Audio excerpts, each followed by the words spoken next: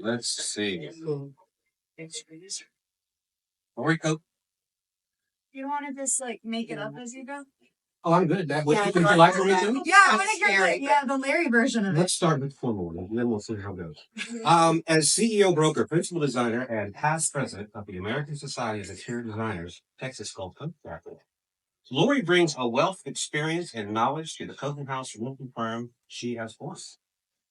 After graduating from the University of Texas with a degree in business and a degree in interior design from the Houston Art Institute, Laurie embarked on her design career by purchasing and renovating homes for resale throughout the Houston area. She soon discovered that proficiency as a licensed realtor complemented her award-winning design. And as a third-generation Houstonian who had lived and worked in Interloop for 35 years, who counted? She knows the city. You count too. Why not? My numbers. Okay, you earn your numbers. Yeah, you earn them. Take them. For 35 years, she knows the city and the surrounding suburbs intimately well and decided to combine her design expertise with real estate. Laurie's clients value her professionalism, patience. I love the patience. She should have hit me many times by now. And guidance throughout the process. Her role as a managing broker for a local boutique real estate agency opens new horizons for combining real estate design and remodeling services under the umbrella Coton House. Laurie and her family are advocates of rescue animals. She enjoys butterfly gardening. I got circled back to that one. Traveling, reading, exploring new coffee shops and restaurants, and spending time with the family and pets. Laurie's past president of ASID Texas Gulf Coast Chapter and American Heart Association Guild Advisory Board member, don't tell me what I would say, a member of the Houston Symphony League, Salvation Army's Women Auxiliary, GHC, Mollis Township HAR Development Committee, Rice Design Alliance, National Kitchen and Bath Association, Women's Council, Real and River. She's also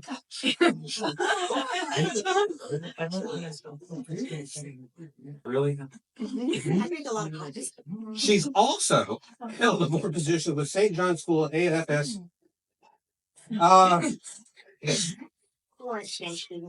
Okay. I'm not educated. School of Zoo Friends and River Oaks Elementary, all while being married to a marine biologist. Wow, marine biologist? Really? No, not really. No? Biomedical. Biomedical? Yeah. You defend you. Wow. Okay, and then next to her is Miss Mariana De La Garza. It doesn't matter. Democrat. Now you're Italian. I've been wanting to go to Italy. Leave me alone. Let's visit the Navy. I won't go back. Mariana is an award-winning interior designer. She earned a BA in interior design and a minor in general business administration from the San Jose State University. Her position as interior designer, in her position as interior designer with the Coton House, Mariana's focus is to be design-centric and to create, define, and perfect combinations of selections and finishes that reflect the personality and lifestyle of each client. Her creativity isn't limited to a specific design style, but accentuates her client's style. Her work has been recognized by the American Society of Interior Design, ASID, or ASID for those of you in the 60s, with 3 reviews. Nice. And the National Kitchen Bath Association with multiple leadership awards. NKBA selected her for their 2023 30 under 30 class, which basically is the future of rock stars in our industry coming up in the kitchen bath side. Outside of work, Mariana enjoys sketching, shopping, attending concerts, and spending time with family and friends and her dog. Like coffee. Okay. And she also loves to visit the office. He loves to visit the office. Oh yeah, he comes all the time. Okay. In his stroller. Yeah. He's very cute. He's a dowdy. When she needs to disconnect, she will either what to her. She likes to go to her grandfather's ranch in Mexico, where the peace of nature soothes her, or a random local show of backup. So the Coton House. What were some of the key moments or decisions that helped the Coton House design team get to where it is today?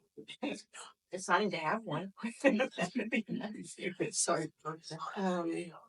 What are some of the decisions? Well, again, it was always part of the group, but when I really made a decision to really make it grow and and Mariana agreed to come with me. That's really what started it. So how do you foster your relationship with your team and with your fellow work? We foster relationships with our teams, this team and the agent team, by asking good questions, hearing what they have to say, making them feel that they're heard, and acting on the ones that are good. And at the same time, realizing when things aren't working and kind of regroup. Mm-hmm. In the Can you design, jump in? I was gonna say in the design team, likes to schedule coffee runs. Yeah. We can tell you every coffee shop, probably in a 30-mile radius, honestly. Even the ones that you don't necessarily So want to go to. how's the coffee run? How's it helping your team there? What's it doing? You know, Explain this guy. Okay. well, it energizes you, Yeah. and it's our team bonding time. Okay, so it's an exercise of bonding and any of like that. Any of okay.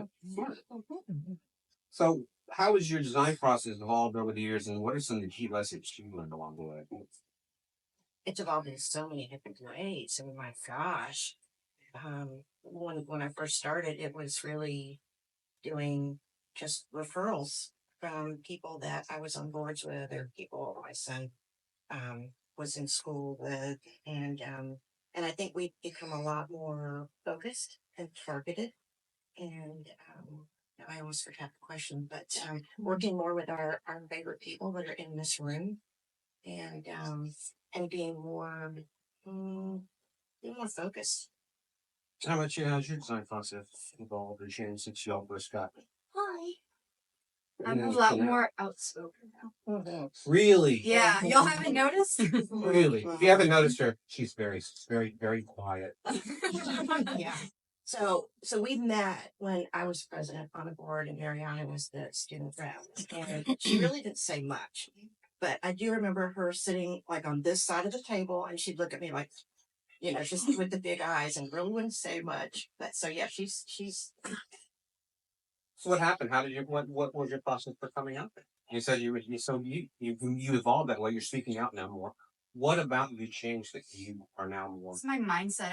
I'm choosing not to be scared Okay, of so people's fair. reactions. Yeah. so good for you. Yeah. So you've helped to foster then an environment that allowed someone to feel secure, obviously, right? Safe, obviously. Catholic.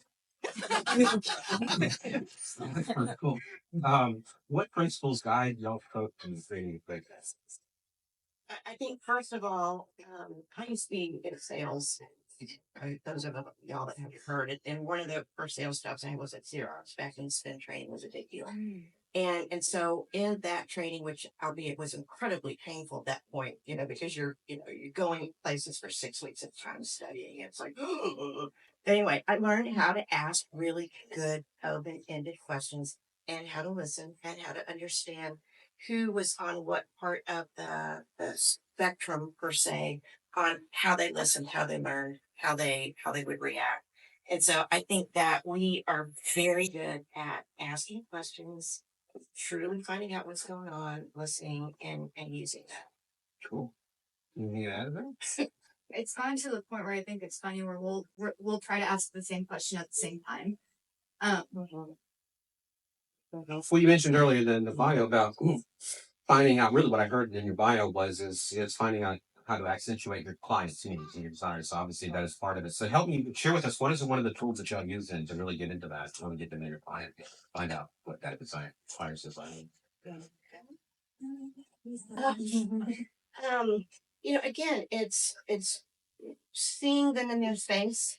It's asking them how they live. Do they have an incontinent dog? What is their value? Some people really value beautiful rugs. The other people want a rug that they can throw away or put in the washer. It's about getting to know them, and how You just they. nailed it with the bold question. Do you have any continent dog? Oh, yeah. I've been there and done that. Okay. Perfect. Yeah, how they want to cook. Yeah. How do they want to cook? What's interesting to them? And then the real estate hat pops up, like, how much can we spend on this kitchen remodel and still make it worthwhile, or good and effective, or just whichever neighborhood. So while you're balancing this business degree with this design degree, figuring out how to do this, meanwhile processing what's the real estate value going to be at the end of this whole project. And the first degree was in marketing, which, marketing it's not what it is now, because we didn't have computers, Yeah. but they were, Yeah. Okay. So excellent question. Then, so how has technology influenced your design process and your project delivery today? I always like to ask clients to send me some inspiration photos. It's just because it helps me get a better idea of what they're thinking or what they've seen, or what they're expecting out of the project. And then I kind of just take it from there and make it, I see what I can incorporate from their existing pieces or what we need to find. It's a lot more efficient that way. And also it's interesting because some people, you think, oh, they're going to be all about this piece of furniture or that piece of furniture. And you look at it, it's like, oh, you're really all about the organizational aspect. Okay. Yeah, and I've learned really quickly that clients love to describe things in different terms that we would do or that we would use. And so someone may say, "Oh, I want a really contemporary design for my house." Well, they're actually talking about more transitional or something else. So How do you pick their brains and work that out? I mean, obviously, so what you're all hearing though is words are everything, terms are everything. If you don't know that by now in business, then stop being in business. You are saying this. So how are you getting them to work that definition out for their mind's eye? They're hearing a word, thinking a word, and you're like, no. Yeah. So by looking at pictures of other spaces or going to showrooms and looking at things, and it's all about working with the client to kind of put that puzzle together. So then what are some factors that y'all use that influence you and your material choices for your product? Quality. Yeah. Quality, and good design, finding unique things that are out there and seeing how we can incorporate those products. Well, we really like to be educated. Really like to be educated. So many times we get to the point at the end of the day, it's like, I'm tired. I don't really want to go to CE class, but we go on these trips because we come back so much better educated, so we can help them make a better decision on what they're going to choose as their own investment. So then is it helpful for you then in your particular say, would it be helpful for your vendors to come to you and bring you a CEU like hand deliver to your showroom? Or how can they then help equip and educate you more, working in with your personal set? Yes, I love when vendors come visit us and give us more training. Okay. But at the same time, we don't ever want to take advantage. No, I didn't mean that. I know that. But we want to, we don't want to waste somebody's time if it can be done more efficiently. If they have something in a showroom or, Yeah, I mean, whenever a rep reaches out to try to schedule those meetings with us, like I'll tell them like, no, we don't need that right now, or how about we maybe make it more geared towards this subject, or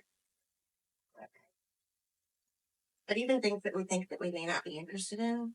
It's like everything. You go to a class and you know that topic's going to come up for the next day or week. So even things we think we may not be as interested in, we always get something out of it. And we work with our vendors, so I'll ask sometimes, what do you think when you're trading in? Good. Okay, so then what are some of your primary sources of inspiration then when you're embarking on the project? What did you that firework moment? It could be really anything. The majority of us in this room, we all look at the details. We'll look at the details that nobody else may notice. So we look at the fabrication, or we look at how even is this, or we look at the grills on the outside of the building, or the way that something was cladded, or if something's not installed correctly. We look at that and say, okay, we could do it better. So you find yourself critiquing a lot. Yeah, I know. Yeah, I know. Yeah. I know. It's the devil in the detail, but Yeah, and I always think it's interesting. Like whenever we first visit a client, they're like, "Oh my goodness! Like I don't want you to see what my house looks like right now." And I'm like, "No, I'm not looking at that. I'm trying to I'm in problem solving mode. I'm trying to see what we can do to make it better." Right. It's an inflation. So then how do you ensure that you are fully understanding your client's for him really getting into it? A lot of questions. Give me a second. I mean, you do the old love language thing, and you kind of get in their minds thinking that. I mean, what for a language it's easy, but I mean, you got to learn it. When you asked that question last month, I was like, I had to know what the love languages are. Hell no. She hasn't taken the Tell test your, yet. tell your husband. Okay. Yeah. And I didn't. I'm just sharing. It came to me much longer than it really should have too. All right. Well, where do you see the interior design industry evolving in the next few years? What are the next design trends that y'all see? It's funny because I remember years and years ago when Home Depot had the interior design expo. Yes, that went up. And everybody in my peer group was really concerned. It's like, oh my gosh, they're not going to need us anymore. They can just go to Expo and they'll help do everything. Well, you know what? We're still hearing Expo's not. So where is it going? It is going to more personalization. It's going to more hand holding. It's going to more people having more choices that they really need to have an education about. You know, if you're going to be spending X thousands of dollars on a piece of cooking equipment, you need to know how. Like yesterday, we were talking to this one person, and it's like, my wife is not going to be able to use this, or she'll be really excited, but she won't use it. So it's really finding out how do people really how do they really function at home. It's the honesty. And- Do you have would you say an incontinent dog? Yeah, yeah, that's right. That's right. And who's the decision maker? And what kind of Wow. pressure? Okay. What kind of That's pressure? dangerous, but all right. It is. What kind of pressure are they going to put on the other You person? see, I don't think like that's a difficult decision. Usually it's one person's like, no, I don't like you're no, that person's gonna answer. It can often be very obvious, but it doesn't mean it's that obvious. Yeah. But yeah. Right. Yeah. Dangerous. Yes. Yeah, it can be very dangerous. All right. Well, then I'll be asking you, what's one of your most what's the project you're most proud of? What's some of the standing design thing y'all done? What's the one you're very proud of? So there's 3 bathrooms that I feel like have really shown how we. Great deals. Oh, thank you. I know, isn't it amazing? Yeah. They're sparkly. How our team has changed or evolved over the last 3.5 years. So the very first one was a bathroom remodel we did in Friendswood, where I very quickly learned that you can't say yes all the time to the client. So 30 chandelier options later. Yeah, for the to go above the tub. We very It's not quickly. even legal. Yeah, It's not I even know. legal, but all right. Yeah, we decided that we had to put more constraints for projects, and after every project we also go back and see what we can do a little bit better. Second project was the one that actually was part of my NKBA 30 under 30 submission presentation. And that was a bathroom remodel Price hikes, basically. where that was my favorite project ever because the client, I think I met with the client one time. It was a 30-minute meeting and I never saw her again. I know, like the ideal client, right? Yeah. Yeah. Everything. Yeah. And everything I picked, she loved. I think the one issue was like a towel bar. And I was like, yeah, I can get you a different one. That's fine. That's easy. And then our last one was a little bit more challenging just because of budget constraints. But being able to get with all the open-ended questions from a very 2000s bathroom to a more contemporary European feel. Yeah, that was fun because we were asking her these questions and then it was like, and that was the exact reaction we had in that meeting. But in the point between a 2000 bathroom and then, yeah, because I'm thinking, what's wrong with a 2000 bathroom? But I wouldn't know, but. Well, to start off, I feel like cabinet, I don't know what people were thinking at that time. I don't know if they were just cheaper, but cabinets were so much lower. I'm like, did y'all have to like squat to like put your yeah. So they were beautiful. But we have to go, we don't have to, but we do, after every project, look at the contract, look at the communication, what can we do better? We had one that I was thinking when you were talking that, it's like they didn't really read the contract. They didn't really listen when we went over it. They kept texting when we don't like to text, we like email. And it's like, are we?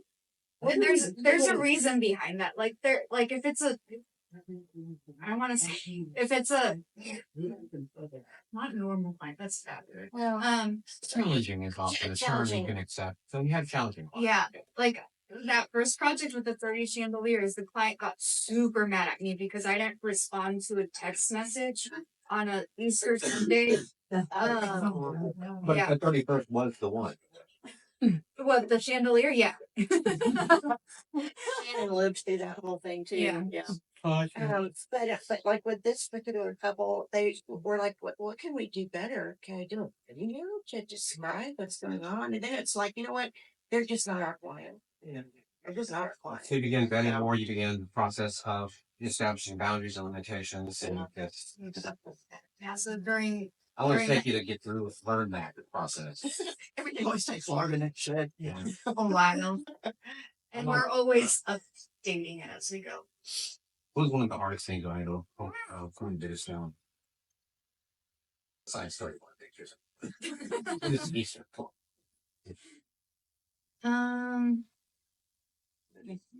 You know, I could say something really. Our biggest challenge is an opportunity, but Bonehead. And then how'd you fix it? We've all boneheaded something. What? yeah. Okay, let's think about this. Well, we had one lady that and this has been a long time ago, we either did not do a really good job of expressing to her that grass block does have scenes as a wallpaper, or she just didn't like scenes. I don't know. I remember that too. And so she called and she was just bent out of shape. And so it's like, okay, tell me what's going on. Describe to me how you're feeling. Let's see what we can do. And with that one, she had already been a good client. And so we decided that what we would do is just emulate that wall covering with our faux painter. And so I think that wall covering is on one of our walls in the office somewhere. It's like, okay, this is just not worth it. So you adapted and overcame, and you didn't really you didn't really like pursue the combat. It just, with some things it's not worth it, especially depending on how good the client is. So I've caught myself not over explaining, but almost giving disclaimers as I'm talking clients through different selections. It's like, well, this is gonna have this, so just a heads up. And they're like, well, we knew that, and I'm like, yeah, but not everyone does. So Yeah. So you get pushback when you're giving them the obvious negative or not so obvious negative. Yeah. Okay. How did you guys? What was your? I like Laurie's quick version. Which was heard it so many times. So again, I was president on the board. She was just Quiet. Yeah. It's your fault. Anyway, this, I didn't drink coffee before I started working for her. you gave Candy coffee. You saw the cartoons. I'm sorry. Could be worse. Okay, so y'all met with the ASID. So you met through a business networking organization, Yeah. right? Such as what we're here to anyway. So how do y'all then? And then y'all are very active in your marketing strategy. It's fantastic, especially with the way you collaborate cross-functionally with your business marketing. So what is your strategy on that? How do you do that, and how do you execute that? What can you share with anybody else? Well, it's like what I tell my agents all the time. Who are you talking to? Who's your client? Who do you want to be? What's your plan? Do you want to market on Instagram? Do you want to do videos? Do you want to do a podcast? Do you want to do a newsletter? Do you want to do letters from the heart? Where are you going to network? Who are you going to network with? Don't just go because there's drinks. Who do you want to talk to? I mean, there's a lot, and there's so much to do, and there's so many fabulous people to meet.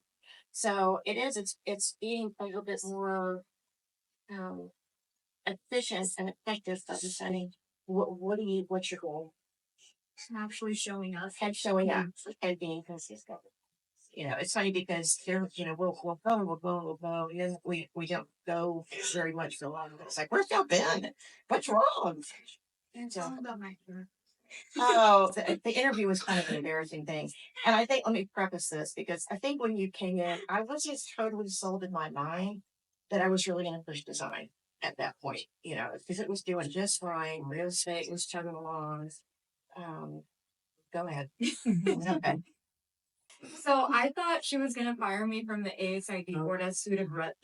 And so I came in and I was in a slight panic.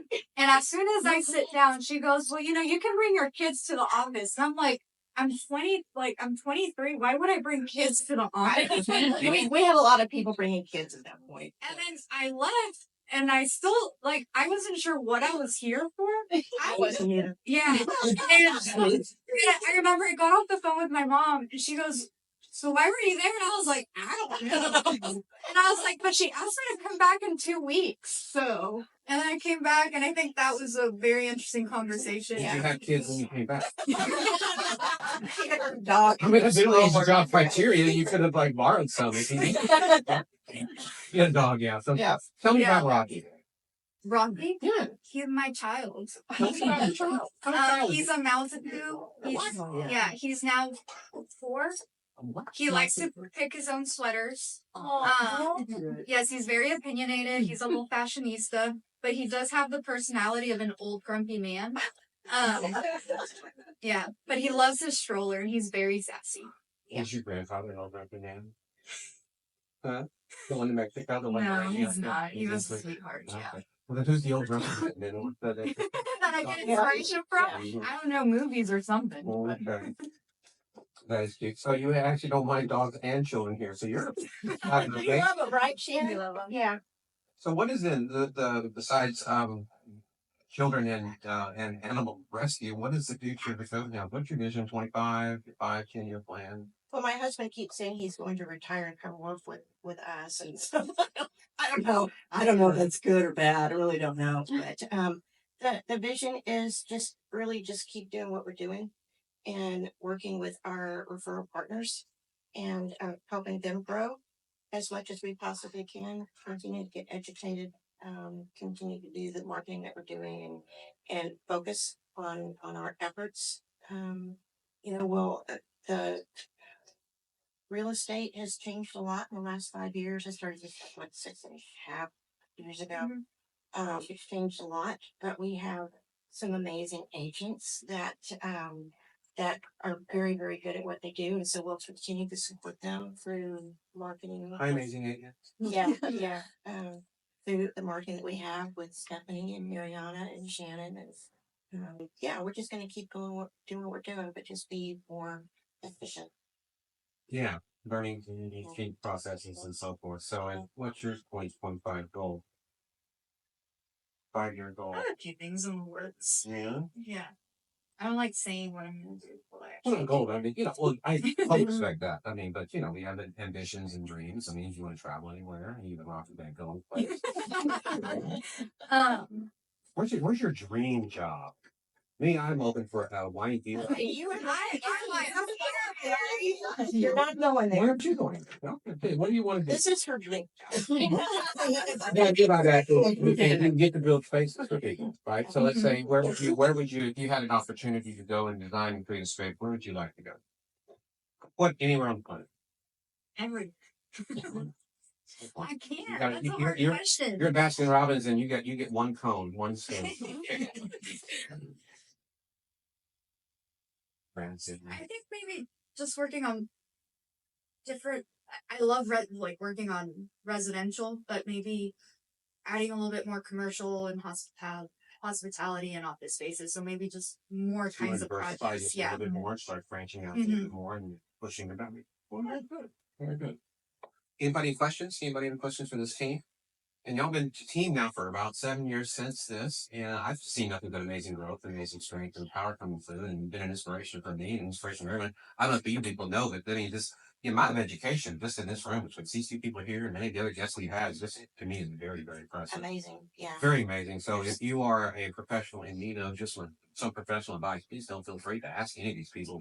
You got BAs in business, you got BAs in just about everything here. On top of just their standard interior design degree, which is working on it all by itself. But any questions for how we did it, what we did it, or what they want to do, or just anything? I don't care. What's your favorite candy? Go ahead. You do all walks of life, like from a one person single guy to a commercial. Yeah. You do all the gamut. Yeah, like yesterday we looked at a hospital, helping him to rejuvenate a hospital, which would be interesting. you know, to learn those codes and the things that you would need for a specific type of a hospital. There for a while we did ranges, a number of ranges. For a while we were doing a lot of condos, office spaces, doctors, home builders, developers, and you know, it really, it's really all in the opportunity. Good question. And all styles too, which is great. Yes, ma'am. As one of the industry budget, I guess what qualities do you look for when choosing the vendors? What kind of tries to do that? Someone that's gonna be not flexible, but willing to work with us. Like, I love using Lisa as an example. I know that anytime I have a rug question, I can call her and she's going to pick up. Even on Easter Sunday, I would do that. I would do that. Yeah, I wouldn't do that to you though. I'm busy doing my own thing. Well, and Lisa too helps to solve the equations. You know, if we have a particular price point or a particular need, Or an issue pops up. I guess one of my biggest pet peeves is if something goes wrong and you kind of just leave me there to figure it out on my own. I can do it. It doesn't. Yeah. I like people that help me problem solve though. You want flexibility, you want accountability. Yeah. And you want responsiveness. Yeah. You don't demand it, but you like it. no, again, we don't want to waste anybody's time. But if we have a question, you know, we can't figure it out, we're gonna reach out. Yeah. Good question. Anything else? Any areas that you're needing right now some team support on? Are you pretty so overall your team is kind of standard solid, you're doing your own, but you don't have any weak spots coming up that you've had here before? I mean, there's always spots that are weaker. Yeah. Um, So the door's open if you want to talk with her later, after this right here. Give her a talk. If you're one of those that are in the door currently, if you see someone walking her, fine. It's fair. Zombie apocalypse will not be the fastest. You don't want to I do have a question. Please. You two have a lot of projects.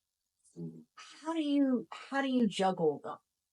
How do you manage them? Because this is not it's a good sized firm, but you're the ones focused on the design part. So when you have so many clients in various stages, when do you two just sit down? Is it over coffee when you sit down and plan? This is how we're going to do it, or is it all on the fly? What do you okay, do? you see my office in there? I have a know. very big desk. and Yes. we typically sit on either side of the desk Okay. most of the time.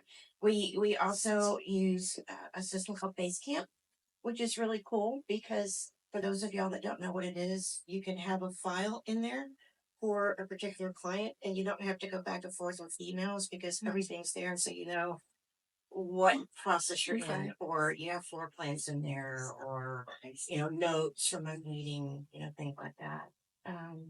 What else? I mean, we're really efficient. But yeah, very good question because it's hard to juggle that many. Especially with as detailed as we like to be. I feel like about once a week too. Like we go down our list and we know what our homework is for each month of the week. Yeah, we'll review each person.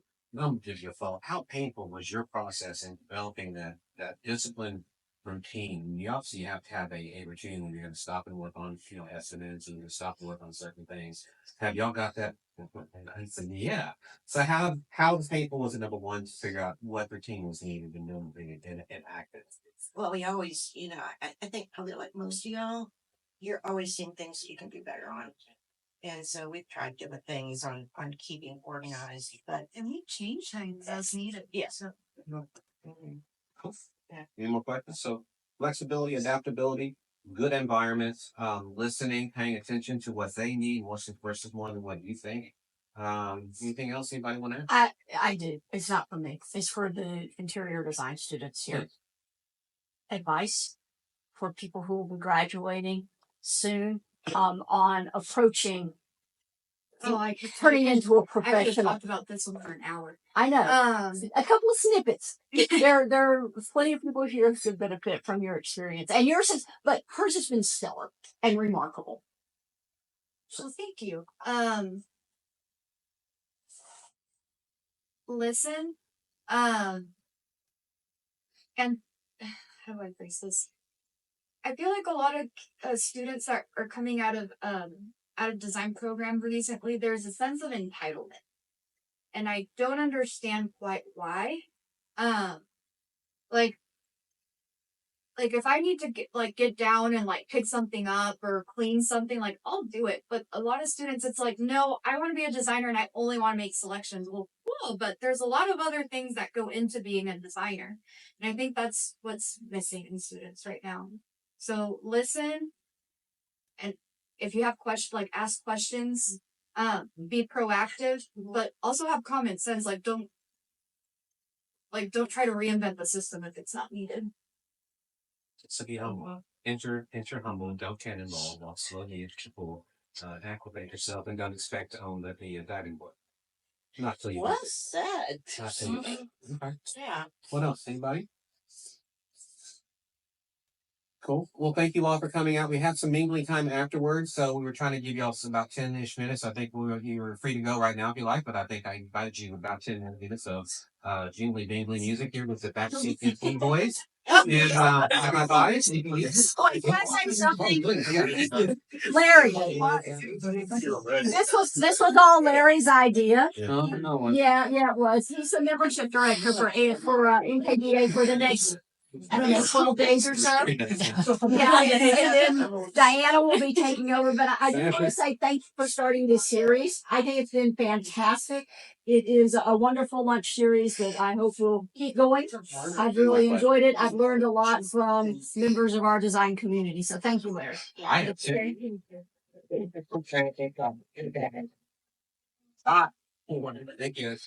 And for those of y'all that have reserved back here, Num-nums in the middle.